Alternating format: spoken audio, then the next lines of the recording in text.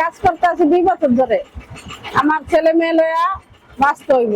মাসে আয় কি ধরেন কোনদিন 300 দেয়, কোনদিন 200 দেয়, কোনদিন 500 দেয়, এদিকে আমার চলতে হয়। আমার দুই ছেলে 4 মেয়ে, সংসার চলেনি। 500 টাকা দিয়ে 300 টাকা দিয়ে সংসার চলেনি, চলে না।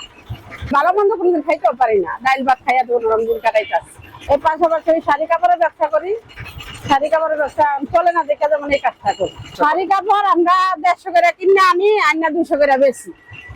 মানে বেচা কিনা নাই, বেচা কিনা হয় না যেমন আমি এটা করতে আসি। বিকালে তুই বেচা হয় না। এই যে পরশুদিন নামাইছি, একটা বেশি নাই। আর ঈদের পরে তো একদিন নামাইয়া খালি 4টা কাপড় বেচছি, এরপর বেচা কিনা নাই।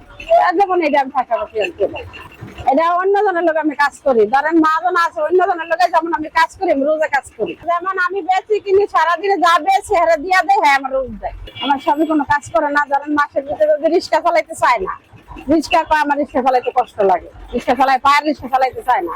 আমি তো এই কেরানীগঞ্জ নাই, ধরেন গুলিস্তান নাই, দুতলা বাসাই, দুতলা বাসা থেকে আনা যেমন ওই কি গাড়ি জানি, ওই গাড়িতে যেমন আয়া পড়ি। একটা সোয়ারি গাড়িতে নামি, এটি আহে বগুড়া থেকে, আহে ওই চাঁদপুর তো নাহে, বিভিন্ন জায়গার তো নাহে।